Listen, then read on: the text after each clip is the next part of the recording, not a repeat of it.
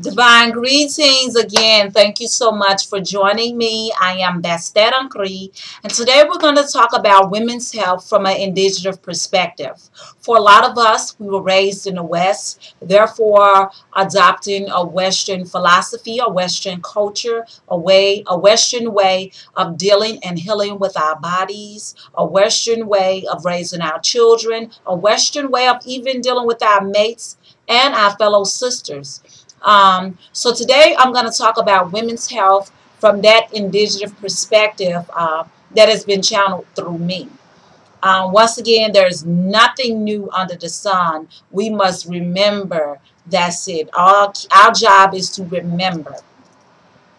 I want to first start with that men's or that monthly cycle that we as women go through, that cleansing process. For a lot of us, we were taught after that monthly cycle that we follow up with a douche. And what we didn't know is douching a lot actually depletes the body of that natural bacteria that the vaginal walls actually need. So when you deplete it, ladies, we're creating more harm than good. Instead, I challenge you, for those that don't know, to incorporate a herbal medicine womb steam. A herbal medicine womb steam is something that's not new. It's been around for centuries.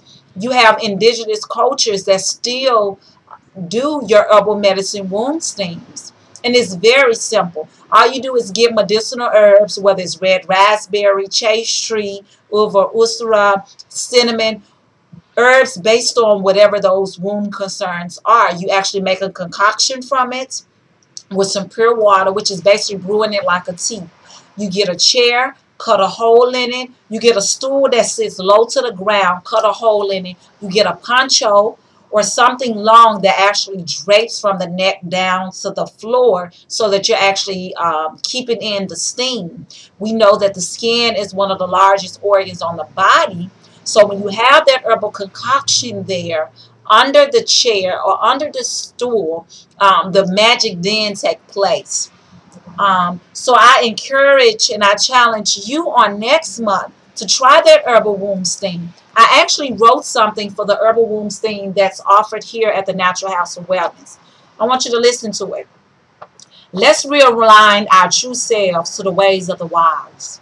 Those wise women that live within our DNA. There were medicine women, healers, teachers, crafters, mothers, and prayer warriors.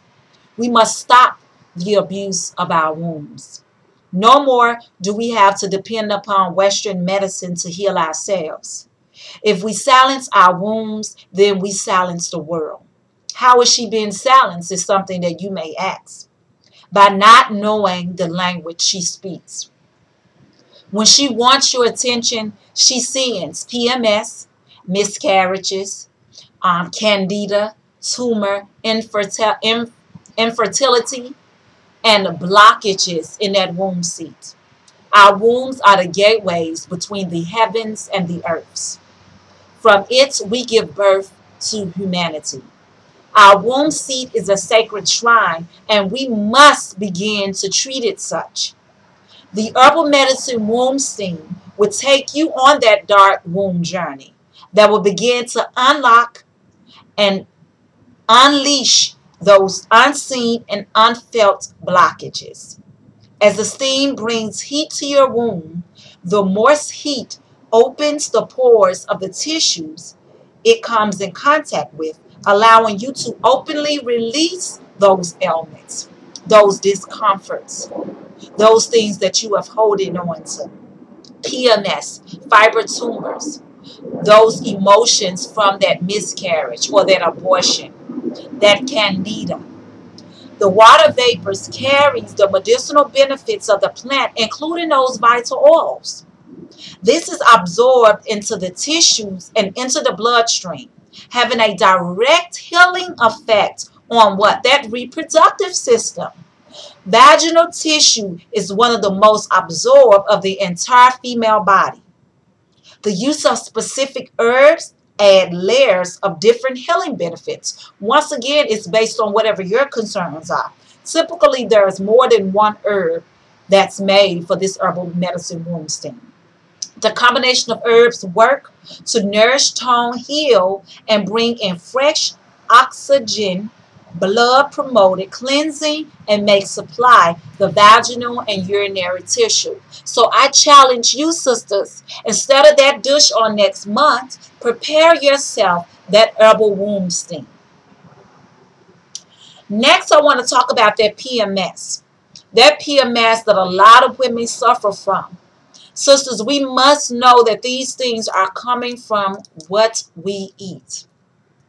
I challenge you again, for those sisters that suffer from severe PMS, 3 to 5 days before that PMS, cut out those dairy products, those eggs, that butter, that milk, that sour cream, that ice cream. Those things are very high in estrogen, creating an imbalance in your hormonal level that's causing you to crave certain things, that's causing your emotional state to be imbalanced.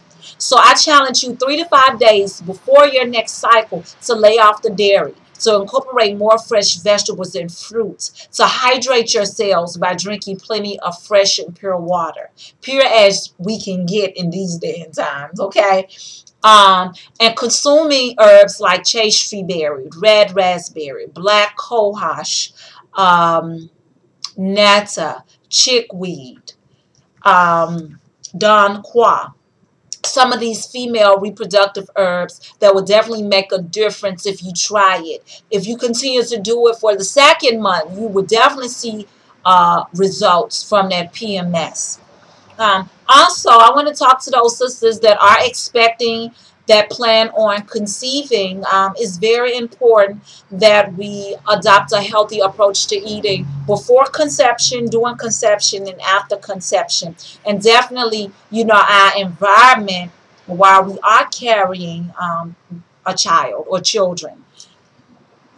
That sound, those sound waves and sound vibration impacts and shape the baby while we're carrying the baby, so paying attention to the type of music that we listen to, the different places that we go, our emotional state, definitely tuning in to the types of food we're eating. Even if your goal is not to become plant-based, excluding those fried foods, excluding eating out at McDonald's and Burger King and Taco Bell. Cook your food, excluding those processed foods, those white flours, those white sugars, those white salts, those MSGs, the high corn syrup fructosing, adopting a whole balance a way of eating while you're expecting, because it's very important. It's actually shaping these children. So many of our children now is coming out with gluten sensitives, eczema. All of these things are coming from what we're eating, and also our stress level while we're carrying the children, sisters. While you're in that planning process, definitely planning to nurse your baby, giving your baby what our body naturally makes, and planning for that natural birth. So wherever you are, looking to see if you have a birth worker in your area that can actually help you and assist you with planning a vaginal natural birth. If you can have it at home, and you're going to the hospital, you can still plan to have a natural birth in the hospital, even if your goal is not to have it at home. But definitely recognizing that we must get back to the ways of the wise. We must get back and tap into that primitive DNA, tap into that goddess energy, tap into the empress energy, whatever name you want to give your higher self, tapping into that energy and how we raise our children, and how we care for our bodies and heal our bodies, and how we relate to our mates. And we must take back that control and that power, and not give that power to the physicians, not give it to the grocery stores, not give it to the public school systems, because we have a responsibility to raise our children. Even though we may work a full-time job and we're not able to homeschool our children, we still have to supplement and teach them, because we are the first teachers, sister. We must wake up and take back that power.